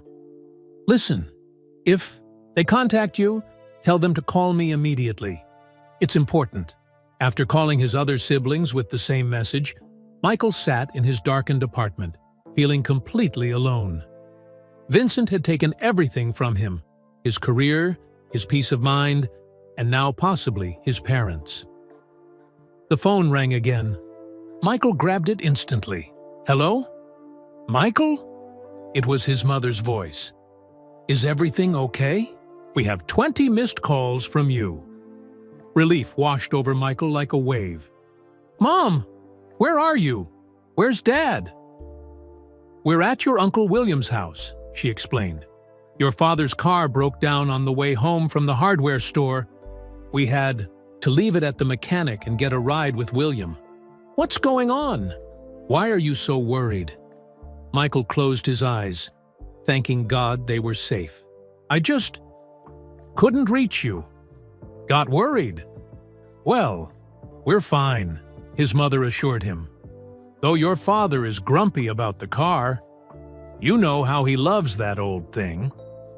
Put him on, please, Michael requested. A moment later, James Jordan's voice came on the line. Mike, what's all this fuss about? Pop, I need you and Mom to be careful, Michael said urgently. The man I told you about, Vincent Carter, he threatened you today. James was quiet for a moment. Threatened how? He knows you're building a deck at the house, knows your routine. Lots of people could know that, son. Please, Pop. Michael begged. Just be careful. Keep doors locked. Don't go out alone. Better yet, come stay with me in Chicago for a while, James chuckled. Son, I've lived 60 years without hiding from anybody. Not starting now. But if it makes you feel better, I'll keep an eye out. Promise me, Michael insisted. I promise, James said. Now stop worrying and focus on your baseball swing. I hear it needs work." After hanging up, Michael felt slightly better, but still uneasy. Vincent's threat against his father had seemed so specific, so deliberate. The next day, Michael increased security for his entire family. He hired retired police officers to watch his parents' home in North Carolina. He arranged for his mother and sisters to take a vacation to his beach house in Florida. He made sure someone was always with his father. 2 weeks passed. Michael began training for baseball, working out daily at the White Sox facility. The media circus around his retirement gradually died down, replaced by skepticism about his baseball ambitions. Through it all, Michael waited for Vincent's next move. But there was nothing. No calls, no threats, no mysterious poker games. It was as if Vincent Carter had disappeared. Then, on July 23, 1993, Michael woke to a call from his sister. "Michael?" Her voice was strange, thick with tears. "Michael, Dad's missing." Michael sat up in bed, instantly alert. "What do you mean, missing?" "He went to a funeral yesterday in Wilmington," she explained, her voice breaking.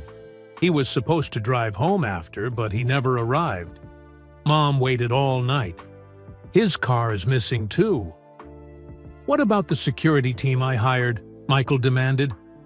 "Dad told them to go home," his sister said. "You know how stubborn he is," said. "He didn't need babysitters." Michael grabbed his keys. "I'm flying to North Carolina right now. Call the police if you haven't already." The next days were a blur of police stations, search parties, and desperate hope. Michael offered a reward for information. His family prayed. Law enforcement searched the highways between Wilmington and Charlotte. 5 days after James Jordan disappeared, the worst news came.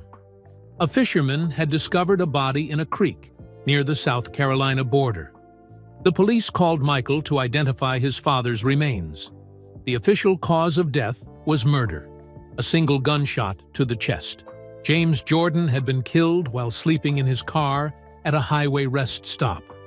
His red Lexus, a gift from Michael, was found stripped and abandoned miles away.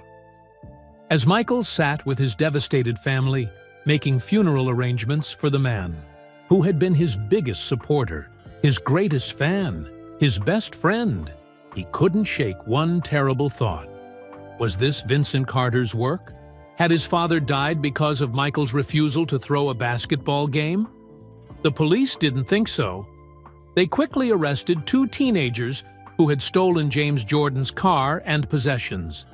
The murder, they said, was a random act of violence, APD robbery gone wrong. Just terrible luck that the victim happened to be Michael Jordan's father. But Michael wasn't convinced. The timing was too perfect. Vincent had threatened his father, and weeks later, James Jordan was dead. It couldn't be coincidence. At the funeral, surrounded by family, friends, teammates, and coaches, Michael stood stoic and silent. The grief was overwhelming, but so was the guilt. If he hadn't gone to Vegas that night, if he hadn't played poker with Vincent Carter, would his father still be alive? After the service, as people offered condolences, a man in a dark suit approached Michael. He was tall, well-dressed, with light brown skin and gray-streaked hair.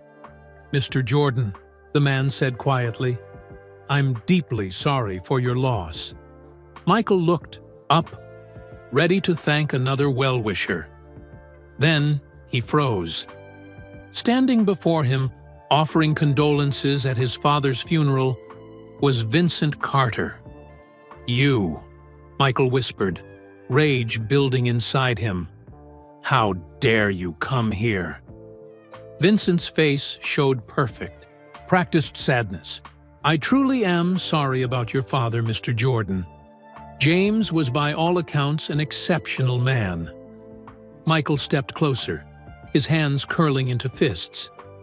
Several family members noticed the tension and moved toward them. "Did you do this?" Michael asked, his voice dangerously quiet. Vincent looked genuinely surprised. "Do this? You can't possibly think I had anything to do with your father's tragic death. You threatened him," Michael hissed. "You said it would be a shame if something happened to him. And now he's gone." Before Vincent could respond, Joe, Michael's security guard, appeared at his side. "Everything okay here, Mr. Jordan?" Michael stared at Vincent, weighing his options. He could cause a scene, accuse this man in front of everyone. But what proof did he have? A phone call no one else had heard? A poker game no one would believe was rigged? "Mr. Jordan is simply overcome with grief," Vincent said smoothly to Joe. "Perfectly understandable. I was just offering my condolences." "Get out," Michael finally said. "Get out before I forget we're in a church." Vincent nodded respectfully and turned to leave. But before walking away, he leaned close to Michael and whispered, "When you're ready to talk, you know how to reach me." Some things can't be left unfinished. Joe watched Vincent leave. "Who was that guy?" "Nobody," Michael said, though his eyes followed Vincent until he disappeared through the church doors. "Nobody important." That night, alone in his childhood bedroom in North Carolina, Michael couldn't sleep. Every time he closed his eyes, he saw his father's face. Then Vincent's face. Then the poker table in Vegas. It all connected somehow, but he couldn't see the full picture. Around 3 a.m., Michael's phone rang. He answered immediately, expecting family. "Mr. Jordan." It was Sarah Miller's voice. "I'm so sorry about your father." "Sarah?" Michael sat up. "Where are you? Are you okay?" "I'm safe," she assured him. "I went to stay with my brother in Minnesota after what happened to Fred." "Why didn't you answer when I called?" Michael asked. "I was scared," Sarah admitted. "After Fred died, I started noticing men watching my apartment. I just ran." Michael understood her fear all too well. "Did you see Vincent Carter at the Mirage again before you left?" "No, but—" Sarah paused. "I found something in Fred's locker at work. A file with Vincent's name on it. Fred was investigating him." Michael's heart raced. What did it say? Mostly newspaper clippings about gambling operations in Atlantic City. And a photo of Vincent with another man. Fred had written SD connection on the back. SD? Michael repeated. "What does that mean?" "I don't know," Sarah said. "But there's something else." One of the clippings mentioned a basketball point-shaving scandal at Boston College in the 70s. A player was paid to miss shots, keep games under the point spread. Michael thought back to Vincent's offer to play an exhibition game, but not play his best. It was the same idea, just on a bigger scale. "Did you bring the file with you?" Michael asked. "No, I left it in Fred's locker. I was too scared to take it." Sarah's voice trembled. "Michael, do you think Vincent killed Fred? And your father too?" "I don't know," Michael answered honestly. "But I'm going to find out." After hanging up, Michael made a decision. He'd spent weeks running from Vincent Carter. And where had it gotten him? His father was dead. Fred was dead. Sarah was in hiding. It was time to stop running and start fighting back. The next morning, Michael called Phil Jackson. "I need information," Michael said without greeting, "about a man named Vincent Carter. He claims to own sports management companies. He might have connections to Atlantic City casinos." Phil was quiet for a moment. "This is about more than basketball, isn't it, Michael?" "Yes," Michael admitted. "Much more." I know people who can look into him discreetly, Phil offered. But I need to know what's going on. The truth this time. Michael took a deep breath and told Phil everything. The poker game, the impossible 4 aces, the threats, Fred's death, and his suspicions about his father's murder. When he finished, Phil was silent for a long time. That's hard to believe. Michael. I know how it sounds, Michael said, but it's true. Every word. Why didn't you come to me sooner? Phil asked, hurt evident in his voice. Vincent said he had people in the NBA, Michael explained. I didn't know who to trust. You can trust me, Phil said firmly. Always. After hanging up, Michael drove to the local police station. The detective handling his father's case was a serious man named Reynolds, who clearly felt the pressure of investigating the murder of Michael Jordan's father. Mr. Jordan, Detective Reynolds greeted him. I was about to call you. We have more evidence linking the suspects to your father's car. I need to ask you something, Michael said, getting straight to the point. Is it possible someone hired these kids to kill my father? Reynolds frowned. Hired them? No, everything points to a random robbery. These are local troublemakers, not professional killers. But could someone have paid them? Michael pressed. Someone who wanted to make it look random? Mr. Jordan, I understand you're looking for answers, Reynolds said gently. But sometimes, terrible things happen for no reason. Your father was simply in the wrong place at the wrong time. Michael wasn't satisfied, but he knew the detective wouldn't take his suspicions about Vincent seriously. Not without evidence.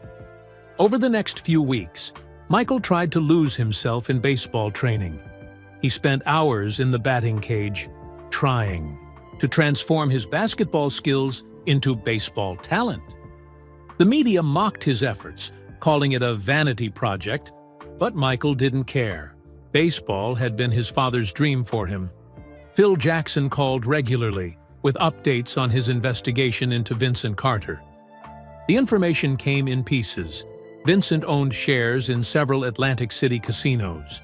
He had been investigated for gambling fraud in the 1980s, but never charged. His real name wasn't Vincent Carter at all, but Victor Castellano.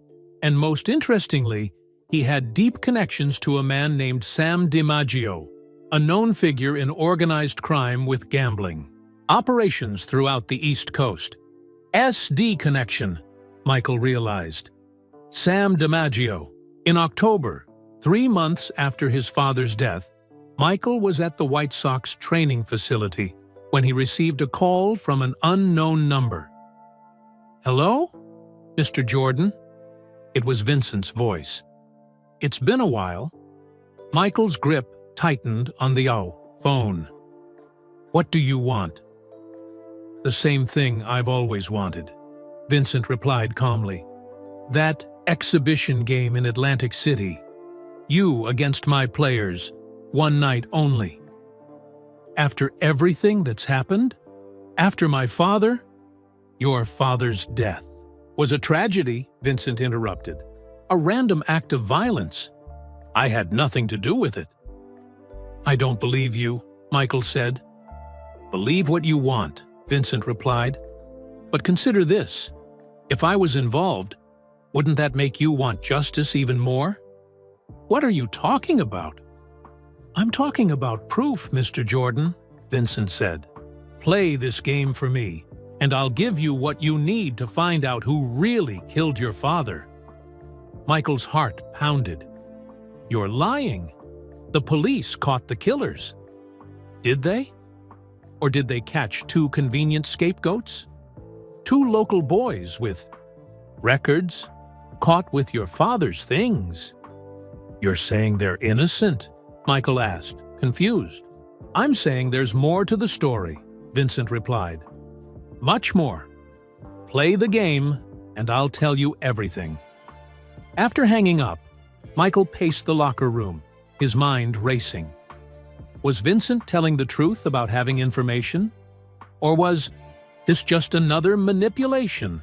Another way to force Michael to do what he wanted? That evening, Michael received a package at his Chicago apartment.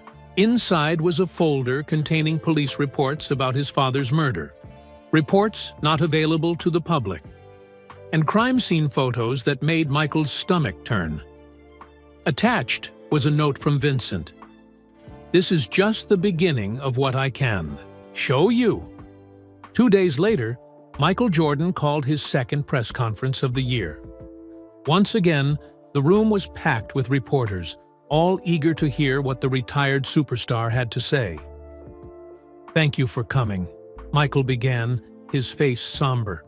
"I've been trying to play baseball these past months, honoring my father's dream for me.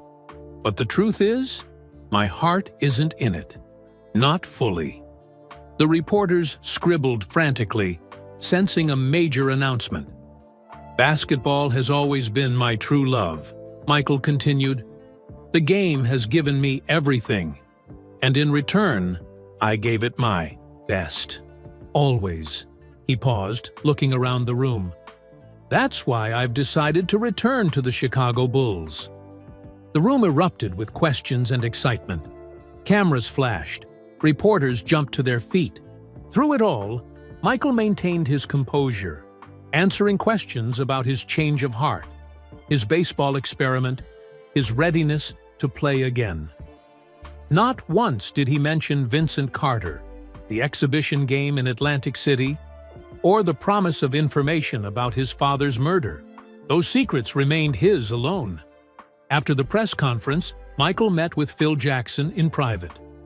"Are you sure about this?" Phil asked. "Coming back now?" "I have to," Michael replied. "I'm not running anymore." "And this Vincent Carter? You think he'll leave you alone once you're playing again?" Michael shook his head. "He'll come after me harder than ever, but at least I'll be back on familiar ground. The basketball court is where I know how to win." What Michael didn't tell Phil was that he had already agreed to Vincent's exhibition game, one night in Atlantic City, after the NBA season ended. Michael Jordan against Vincent's team of street players. Broadcast on pay-per-view to gamblers worldwide. In exchange, Vincent promised to reveal who had really killed James Jordan, and why. Michael didn't know if Vincent would keep his word, but after months of grief and helplessness, he needed to do something, anything, to find justice for his father. As Michael left the Bulls facility that day, reporters shouted more questions. "Michael, will you be as good as before? Jordan, can you win another championship? Michael, what will you say to those who doubt your comeback?" Michael smiled his famous smile, the one that had sold millions of shoes and countless sodas. "I'll just say 2 words," he told them. "I'm back." What no one knew was that Michael Jordan wasn't just coming back to basketball. He was coming back to fight a hidden battle against the man who had taken everything from him. A battle where the stakes were higher than any championship. 3 days later, Michael received another package. Inside was a single black and white photo of James Jordan at a highway rest stop, asleep in his red Lexus. The photo was time-stamped just hours before his murder. On the back was written, "I always collect my debts. Atlantic City, July 16th. Be there." Michael stood at his window, staring out at Chicago as the sun set over the city that worshipped him. The photo confirmed his worst fears. Vincent had been involved in his father's death. The exhibition game wasn't just about gambling anymore. It was about justice. As darkness fell, Michael Jordan made a vow to himself and to his father's memory. He would play Vincent's game in Atlantic City. He would face whatever team Vincent put against him, but he wouldn't lose, not on the court, and not in this dangerous game they were playing. This time, Michael Jordan would make sure he held all the aces. The 1994-95 NBA season was unlike any Michael had experienced before. His return to basketball was triumphant but challenging. After more than a year away from the game, his timing was off. His legendary stamina wasn't quite the same. The Bulls were good, but not great. Still, the fans didn't care. They were simply thrilled to have their hero back. Arenas sold out everywhere. He played. Children screamed his name. The famous number 23 jersey once again became the most popular in the world. Through it all, Michael kept his secret. No one, not his teammates, not the press, not even Phil Jackson, knew about the upcoming exhibition game in Atlantic City, or about the photos Vincent kept sending, each one showing James Jordan on the last night of his life, each one proving that Vincent had been involved somehow. One evening in May, as the Bulls prepared for a playoff game against the Orlando Magic, Phil Jackson pulled Michael aside after practice. "My sources found something interesting about your friend Vincent," Phil said quietly. "Back in the 70s, he worked for point-shaving operations at Boston College, just like Sarah told you. But there's more. He was also connected to a referee. Scandal in the NBA." Michael's eyes widened. "The NBA? When?" "Early 80s, Phil explained. Nothing was ever proven, but several refs were suspected of making calls to affect point spreads. Vincent was questioned, but never charged. So he's been trying to corrupt basketball for decades," Michael said, pieces falling into place. "First, with college players, then with refs, now with me. There's something else," Phil added. "Vincent has a partner who handles the money side, Sam DiMaggio. They split profits 50-50. Michael nodded. "SD connection." "Exactly. And DiMaggio owns a significant stake in a cable company that specializes in pay-per-view events." Michael thought about the exhibition game Vincent had planned. Pay-per-view to gamblers worldwide. The profits would be enormous. "Michael," Phil said carefully, "whatever you're planning with Vincent, and don't tell me you're not planning something, be careful. These aren't just gamblers.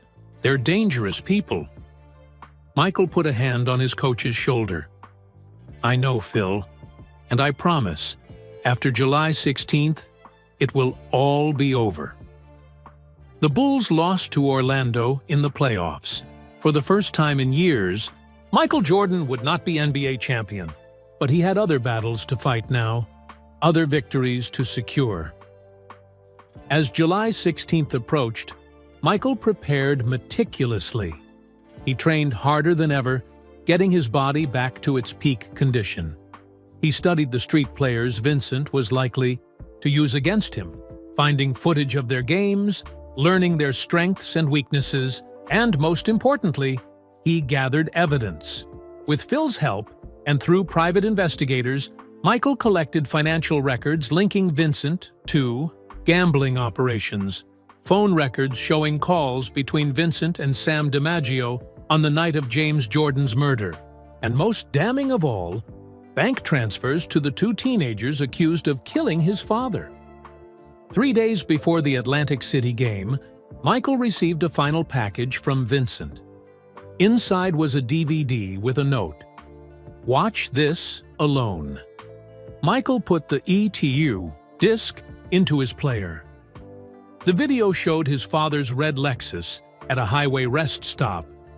The timestamp showed 1:47 a.m., July 23, 1993. A figure approached the car, one of the teenagers later arrested for the murder. But he wasn't alone. Another man stood in the shadows, directing him.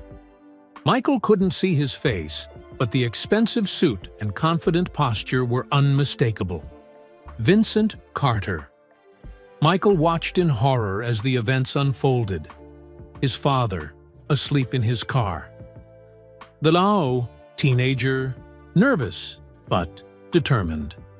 Vincent, staying in the shadows, but clearly in charge. Then a flash, a gunshot, and the video ended. Michael sat in stunned silence. Vincent had just sent him proof of his involvement in James Jordan's murder. Proof that could put him in prison for life. Why would he do that? The answer came in a text message. Now you know the truth. The question is, what will you do with it? Remember, if I go down, the video goes public.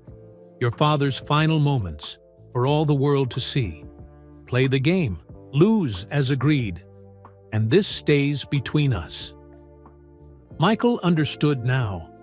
This wasn't just blackmail. This was Vincent's ultimate power play. By sharing the video, he had made Michael an accomplice in hiding evidence. If Michael went to the police, the video would be released, turning his father's death into a media spectacle. The morning of July 16th arrived. Michael flew to Atlantic City on a private jet. He had told his family and friends he was taking a short vacation. No one knew his real purpose. The exhibition game was set for 9 p.m. at a small arena, connected to one of Vincent's casinos. No NBA logos or affiliations, just Michael Jordan versus the Street Kings. Tickets had sold out instantly at $1,000 each. The pay-per-view was expected to draw millions of viewers worldwide. At 7 p.m., Michael arrived at the arena's back entrance. Security guards led him to a private locker room where a single Bulls uniform hung waiting, number 23, just as always. As Michael changed, the door opened. Vincent Carter walked in, dressed in an expensive Italian suit, looking perfectly calm and confident. "Mr. Jordan," Vincent greeted him, "I appreciate you honoring our arrangement." Michael didn't respond. He continued lacing up his shoes, his face blank. "The game is simple," Vincent continued. 5 on 5. You and 4 local college players against my Street Kings. First team to 80 points wins. "And you expect me to lose," Michael said, finally looking up. "I expect you to remember what's at stake," Vincent replied. "Your father's dignity, your family's peace, the truth about that night." Michael stood up, towering over Vincent. "I've never lost on purpose in my life. There's a first time for everything," Vincent said with a cold smile. "Even for the great Michael Jordan." As Vincent turned to leave, Michael asked, "Why my father? Why not just threaten me directly?" Vincent paused at the door. "Because threats against you wouldn't work. You're too stubborn, too competitive. But family? Family is everyone's weakness. Even yours." After Vincent left, Michael sat alone in the locker room. His mind flashed back to that night in Vegas, the poker game, the impossible 4 aces, then to his father's funeral, the police investigation, the photographs, the video. It all led to this moment, this choice.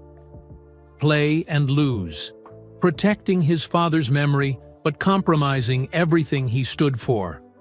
Or play and win, staying true to himself but risking the release of that horrible video. At 9 p.m. sharp, Michael Jordan walked onto the court. The crowd roared.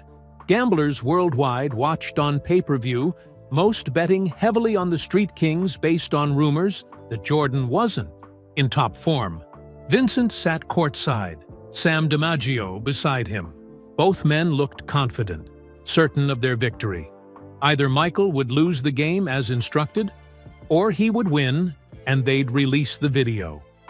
Either way, they won. The game began. Michael's teammates were decent college players, but nothing special. The Street Kings were all former college stars and playground legends, each with something to prove against the world's greatest player. For the first quarter, Michael played cautiously, missing shots he would normally make, allowing the Street Kings to build a lead. Vincent watched with a satisfied smile. Everything was going according to plan, but in the second quarter, something changed. Michael started playing like the Michael Jordan everyone knew. Driving to the basket, hitting, impossible shots, playing lockdown defense. The crowd went wild as he single-handedly erased the Street Kings' lead. Vincent's smile disappeared. He leaned over to DiMaggio, whispering urgently. DiMaggio looked worried, then angry. By halftime, the game was tied. As Michael walked to the Urti locker room, Vincent intercepted him in the tunnel. "What do you think you're doing?" Vincent demanded. "We had an agreement." Michael looked at him calmly. "I never agreed to lose." "The video," Vincent began. "Release it," Michael interrupted. "Do your worst. I'm done letting you control me." Vincent's face hardened. "You'll regret this, Jordan." As the second half began, Michael noticed security guards entering the arena. Not casino security, but FBI agents in windbreakers. They positioned themselves near all exits. He smiled slightly. Just as planned. The third quarter was Michael at his absolute best. He scored 30 points in just 12 minutes, making shots that seemed impossible, playing with a fury and focus that left the crowd stunned. The Street Kings tried everything to stop him, but nothing worked. Vincent grew increasingly agitated. He made phone calls, whispered to DiMaggio, even tried to signal to players on the court. But the game had slipped beyond his control. With 2 minutes left in the fourth quarter, Michael's team led by 15 points. Victory was certain. Vincent and DiMaggio stood to leave, heading for the exit, but FBI agents stepped in their path. "Vincent, Carter and Sam DiMaggio," one agent announced, "you're under arrest for conspiracy to commit fraud, racketeering, and accessory to murder." The crowd fell silent. The game stopped. All eyes turned to the scene unfolding courtside. "This is absurd," Vincent protested as agents handcuffed him. "You have nothing on me." "Actually," Michael said, approaching them, "they have everything on you. Every threat, every scheme, every crime, including my father's murder." Vincent's face went pale. "The video was sent to the FBI the moment I received it," Michael finished for him, "along with all your other gifts. You gave me the evidence I needed to prove you ordered my father's murder." "But why would I do that?" Vincent asked desperately. "Why incriminate myself?" "Because you're arrogant," Michael said simply. "You thought you had me trapped, that I'd never risk the video becoming public. But you forgot who you were dealing with." As the agents led Vincent and DiMaggio away, the crowd began to understand what they had witnessed. This wasn't just an exhibition game. It was the final act in a battle between Michael Jordan and the man who had tried to destroy him. The game never officially ended. No one cared about the score anymore. Michael left the court quietly, changing in the locker room while reporters gathered outside, desperate for answers. 1 month later, Michael Jordan held his third press conference of the year. This time he explained everything: the poker game in Vegas, Vincent's threats, the investigation into his gambling, his temporary retirement, and finally, the truth about his father's murder. Vincent Carter and Sam DiMaggio ran an illegal gambling operation focused on manipulating sports outcomes, Michael explained to the shocked reporters. "When I refused to participate, they targeted my father as leverage." "Why not go to the police immediately?" a reporter asked. "I needed evidence," Michael replied, "and I needed to protect my family from further harm." News outlets worldwide covered the arrests and subsequent trial.